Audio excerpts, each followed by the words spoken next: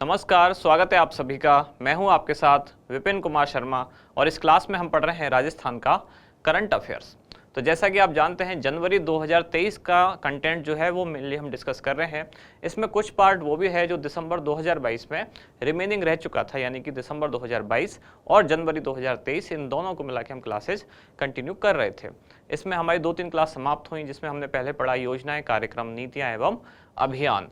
Last class जो हमारी हुई उसमें हमने पढ़ा था रिपोर्ट, मुद्दे, चर्चित स्थल एवं घटनाएं। तो उसी टॉपिक की आज आगे नेक्स्ट क्लास हम करते हैं और ये टॉपिक भी आज की क्लास के बाद समाप्त हो जाएगा, यानी कि हमारी जो मैगजीन है जनवरी 2023 वाली उसके 2 जो शुरू के चैप्टर हैं वो आज समाप्त हो जाएंगे और फिर इसमें लगभग इतनी ही क्लासेज और बचेंगी, यानी कि 3 या 4 क्लास इसमें मैक्सिमम बचेंगी, जो बहुत जल्दी आपका मतलब जनवरी 2023 वाला कंटेंट है समाप्त होने की ओर है। क्या है पहला क्वेश्चन कि Wheebox India skill report 2023 के अनुसार सर्वाधिक कंप्यूटर स्किल में राजस्थान कौन से स्थान पर है। तो ये एक सर्वे रिपोर्ट जारी की गई जिसका नाम है India skill report 2023, Wheebox द्वारा जारी की गई। तो Wheebox India skills report 2023, इसमें बहुत सारे पैरामीटर थे कि जैसे कि महिलाओं को रोजगार के लिए या पुरुषों के रोजगार के लिए या कौन से क्षेत्र में राजस्थान कितना आगे है, जैसे कि कंप्यूटर के मामले में कितना आगे है, वही आपसे पूछा गया है। तो कंप्यूटर स्किल में राजस्थान कौन से स्थान पर है, पहला, दूसरा, तीसरा या चौथा। तो इसका उत्तर है पहला। राजस्थान 2 चीज़ों में सबसे आगे था इस रिपोर्ट में, एक तो कंप्यूटर स्किल में और दूसरी एक और चीज़ है वो है सर्वाधिक योग्य महिलाएं, जो रोजगार के योग्य सर्वाधिक हैं इस तरह की महिलाएं। तो वो हम देखते हैं अगले क्वेश्चन में, यानी कि इसी रिपोर्ट का सेकंड क्वेश्चन क्या है कि Wheebox India skill report 2023 के अनुसार निम्नलिखित में से कौन सा कथन सही नहीं है। पूछा है सही नहीं है। पहला है कि रोजगार पाने की काबिलियत रखने वालों की सूची में राजस्थान 5वें स्थान पर है।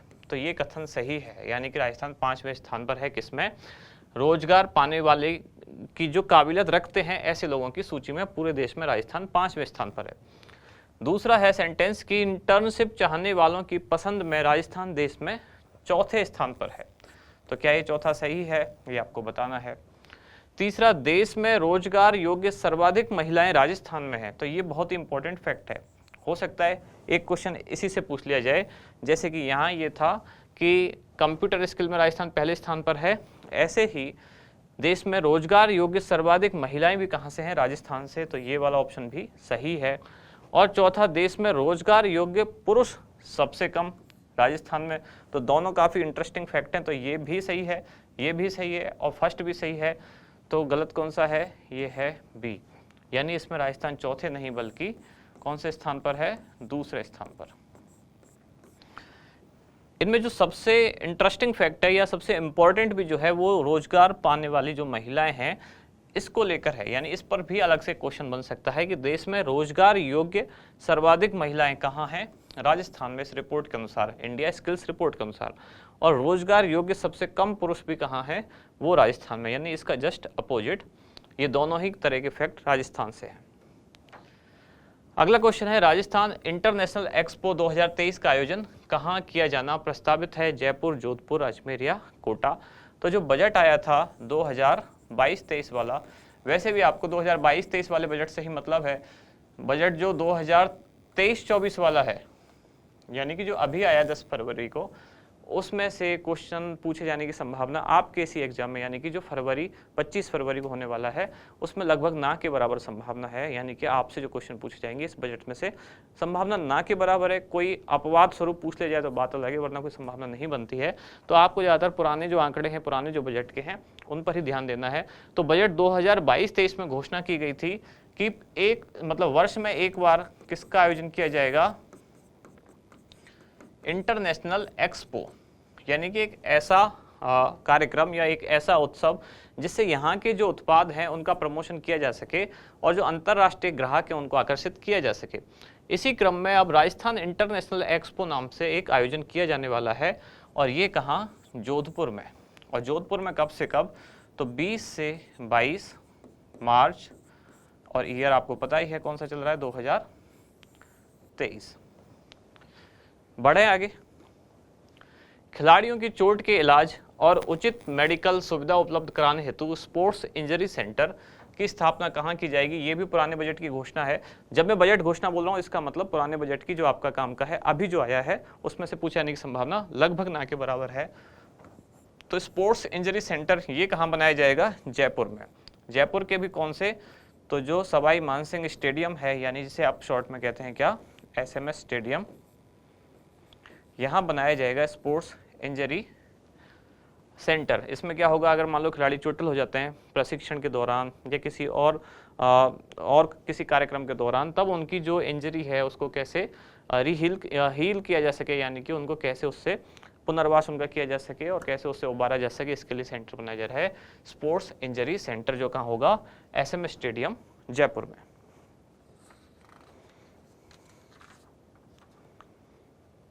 अच्छा, इसके लिए एक और चीज है, इसके लिए एक MOU यानी कि समझौता पत्र हस्ताक्षरित किया गया, किसके साथ, Jaipur doctors welfare society. Jaipur doctors welfare society के साथ एक समझौता पत्र यानी कि MOU यानी कि मेमोरेंडम ऑफ अंडरस्टैंडिंग हस्ताक्षरित किया गया है। एक और चीज अगर पूछें तो यानी कि इससे संबंधित क्या है कि जयपुर और दूसरा है उदयपुर, इन दोनों में भी पुराने बजट में घोषणा यानी 22-23 में घोषणा की गई थी। यहाँ क्या बनाया जाएगा इन दोनों जगह, तो सिंथेटिक एथलेटिक्स ट्रैक। कौन कौन से दो स्टेडियम में, तो जयपुर के में और महाराणा प्रताप खेलगांव स्टेडियम जो कहाँ है, उदयपुर में, और SMS स्टेडियम जयपुर में, इन दोनों में सिंथेटिक एथलेटिक्स ट्रैक बनाने की भी घोषणा की गई थी। चलें आगे बढ़ें, एक स्क्रीनशॉट चाहें तो ले लें आप।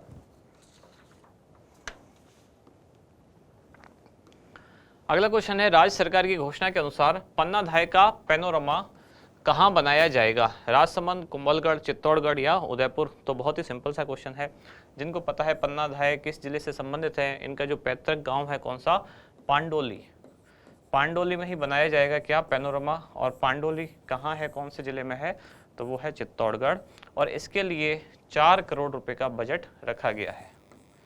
जितने भी पैनोरमा की घोषणाएं की गई हैं सबके लिए बजट कितना है, 4-4 करोड़ रुपए बजट निर्धारित किया गया है, कई सारे पैनोरमा। अच्छा, एक और बात मैंने पुरानी क्लास में बताया था, पैनोरमा में और मूर्ति में अंतर होता है।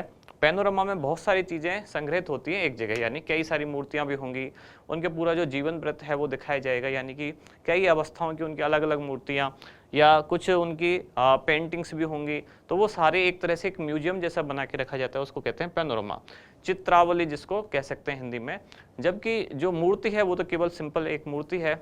मैं ये इसलिए बोल रहा हूँ क्योंकि आप में से किसी ने मुझसे पूछा था कि शायद पैनोरमा तो यहाँ बनाया जा रहा है और उन्होंने कोई मेरे को दूसरा फोटो दिखा के बोला कि ये तो मतलब इनकी मूर्ति का अनावरण तो यहाँ किया गया है, तो आप दो अलग अलग तरह की जानकारी कैसे दे रहे हैं। मूर्ति का अनावरण तो कहीं कोई सी जगह भी हो सकता है, वो केवल एक सिंपल मूर्ति है। पैनोरमा कहाँ बनाया जा रहा है इनका, तो ये बनाया जा रहा है चित्तौड़गढ़ के पांडोली में। अगला क्वेश्चन है, हाल ही में राजस्थान के किन शहरों में 5G इंटरनेट सेवा लॉन्च की गई है। अभी अभी आपको पता ही है 5G लॉन्च कर दिया गया, कब, 7 जनवरी। एक सांकेतिक लॉन्चिंग अलग है, वो तो राजसमंद से है, सांकेतिक वाली बात नहीं कर रहे हम।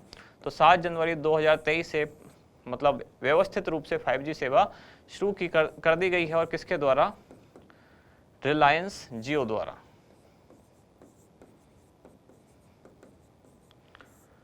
शुरुआत में अभी रिलायंस जियो कंपनी ये सेवा प्रदान करेगी।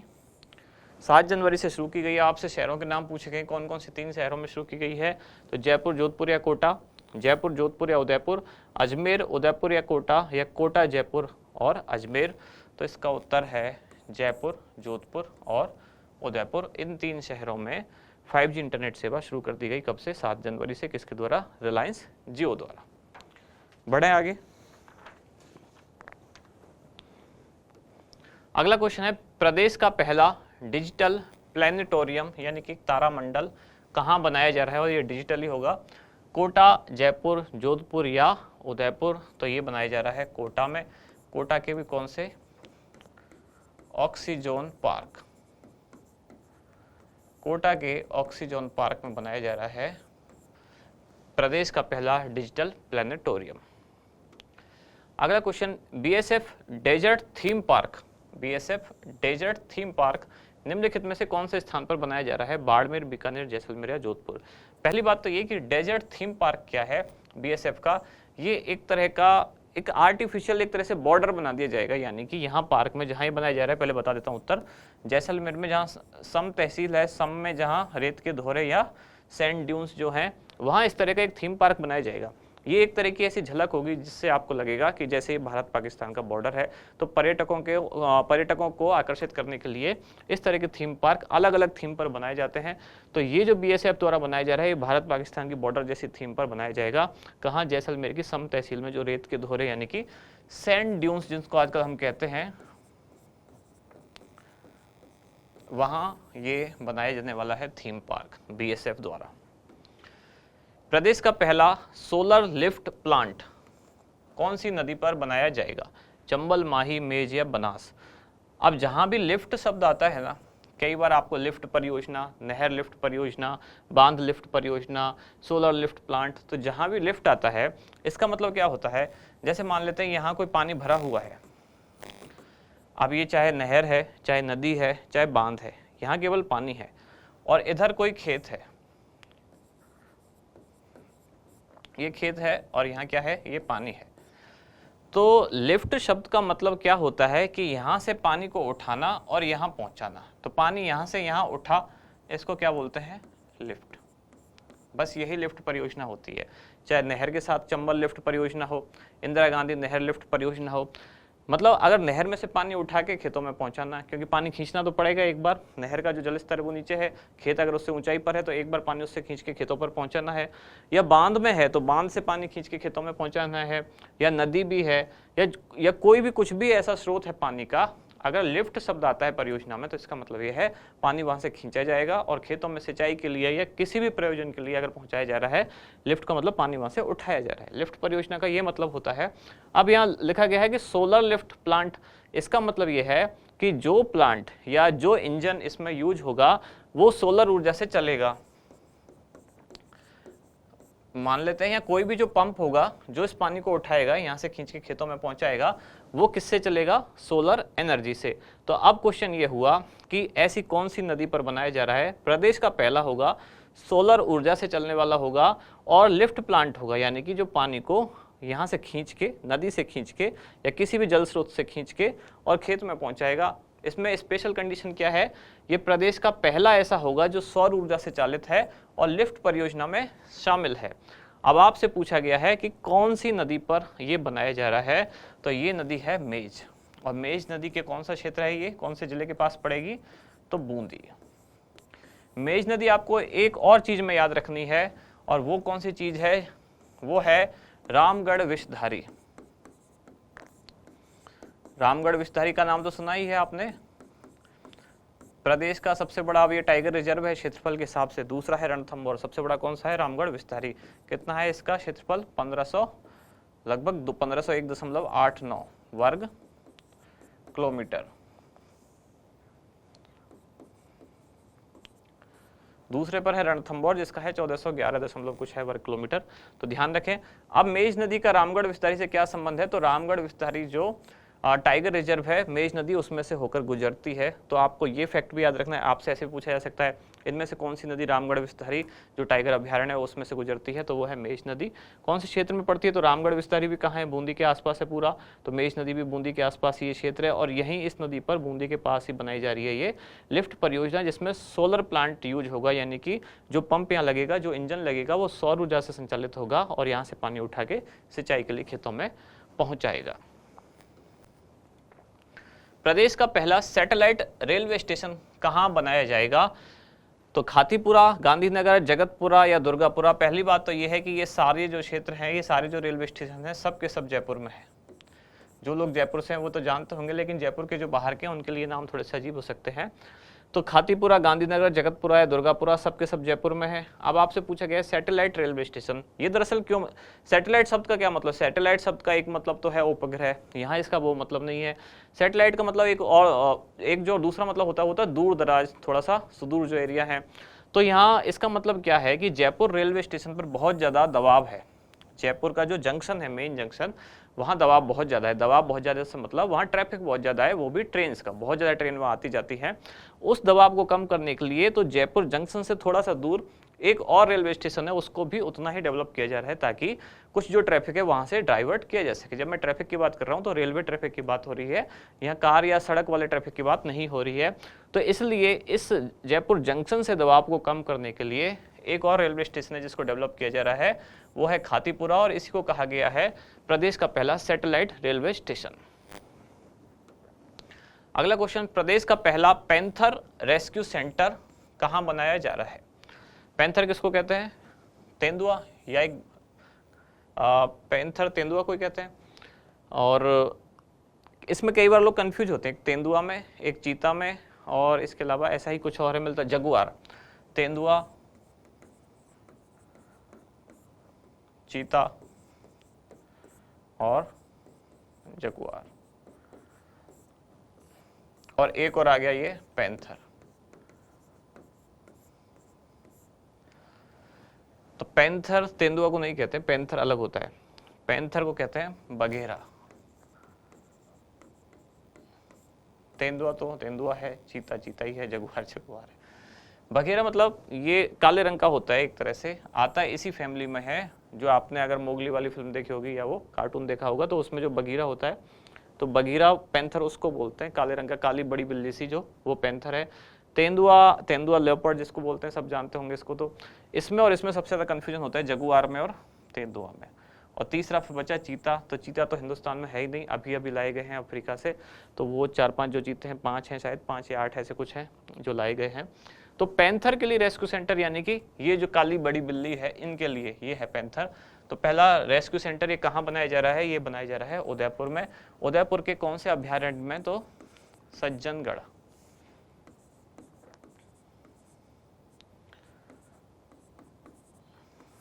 सज्जनगढ़ अभयारण्य। ये मैंने अभयारण्य सही लिखा है क्या? कई बार बताना आप, ऐसे लिखेंगे या ऐसे लिखेंगे? कई बार शब्द शुद्धि में ये भी पूछा जाता है, ऐसे लिखेंगे या ऐसे लिखेंगे, कौन सा सही है वो मेरे को बताना आप। चलो मैं बता ही देता हूँ, ये सही है, ये गलत है। इसमें हा, ये जो भा है आधा नहीं होता। अभय का मतलब क्या होता है? भय से रहित। और अरण्य मतलब क्या होता है? जंगल। तो ऐसा जंगल जहाँ जो जानवर हैं वो भय रहित होकर घूम सकें, तो दोनों की संधि कर देंगे तो अभय और अरण्य क्या बनेगा? अभय या अरण्य। तो इसमें भा आधा नहीं होता है, भा पूरा ही होगा।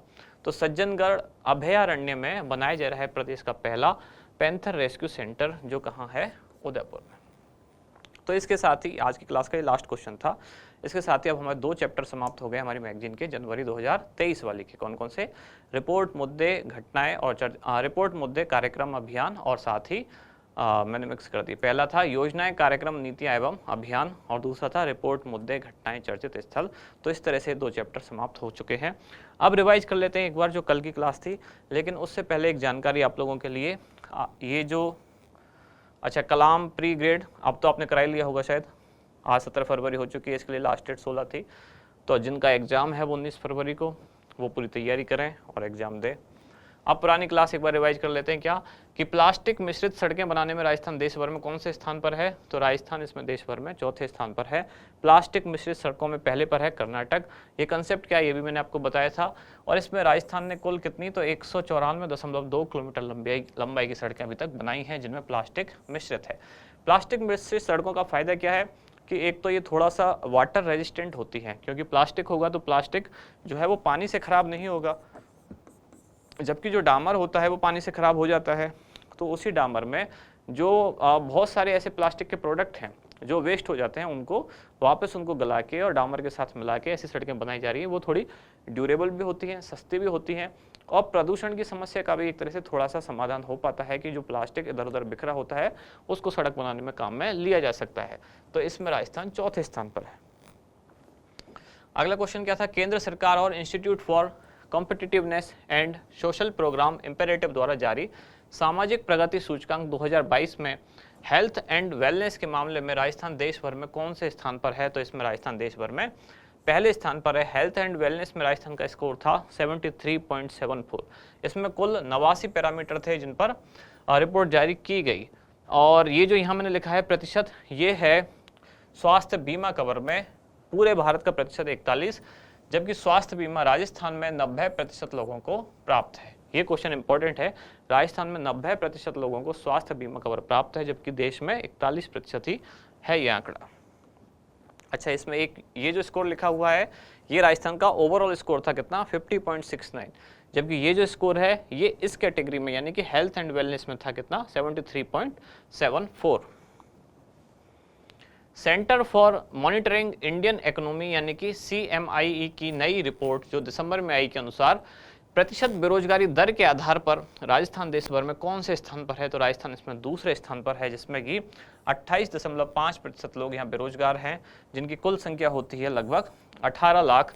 पहले नंबर पर है प्रतिशत में कौन सा, हरियाणा, जिसमें कितने 37.4% जो लोग हैं वो बेरोजगार हैं।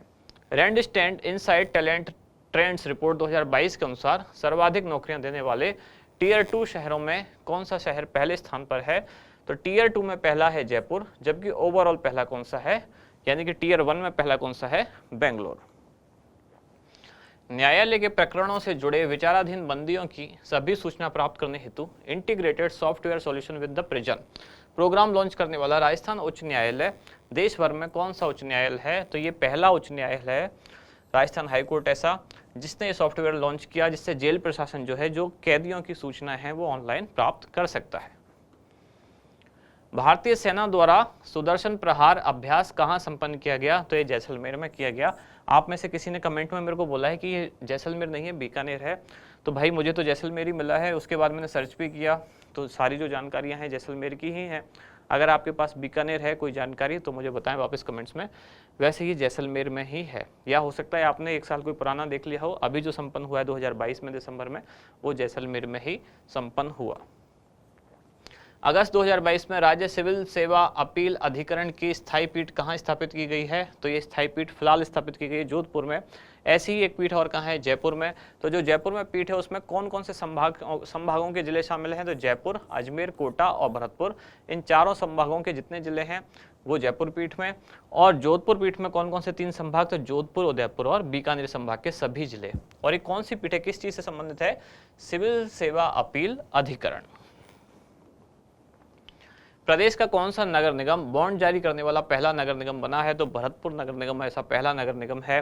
AK कैपिटल कंपनी जो है इसका मर्चेंट बैंकर है, दिल्ली की कंपनी है, और सेबी से अनुमति के बाद BSE यानी कि बॉम्बे स्टॉक एक्सचेंज में ये लिस्टेड होने वाला है। कौन सा, भरतपुर नगर निगम का बॉन्ड। राज्य सरकार द्वारा राष्ट्रीय तथा राज्य स्तरीय खिलाड़ियों को TADA बढ़ाकर क्रमशः कितना कर दिया गया है, तो पहले था राष्ट्रीय स्तर पर 500, राज्य स्तर पर 300, अब बढ़ा के कर दिया गया राष्ट्रीय स्तर पर 1000 और राज्य स्तर पर 600। फिर अगला क्वेश्चन है, निम्नलिखित में से कौन से स्थान पर पर्यटकों हेतु हाल ही में हेलीकॉप्टर जॉयराइड सेवा शुरू की गई है, तो जैसलमेर में ही ये सेवा शुरू की गई है। और जैसलमेर के सम में ही अभी अभी कौन सी सेवा पढ़ी थी हमने शुरू में, तो BSF का थीम पार्क, वो भी वही है। और यही है हेलीकॉप्टर जॉयराइड सेवा जो कि A1 कंपनी द्वारा संचालित है। यहाँ प्रतिदिन 200 पर्यटकों को घुमाया जाएगा हेलीकॉप्टर से। इसमें 5 मिनट और 15 मिनट की राइड के 2 स्लॉट रखे गए हैं। तो इसके साथ ही ये कल की क्लास का लास्ट क्वेश्चन समाप्त हुआ। तो कल की और आज की या अभी तक हमारी जो 3-4 क्लास हुई हैं अभी तक, उसमें हमने हमारी जो मैगजीन है जनवरी 2023 वाली वो आधी समाप्त कर ली है। तो अब हमें इतनी ही क्लास यानी कि 3-4 क्लास और लगेंगी और इसके साथ ही हमारा जनवरी 2023 का जो कंटेंट है वो समाप्त हो जाएगा। तो अब मिलते हैं कल अगली क्लास में। धन्यवाद।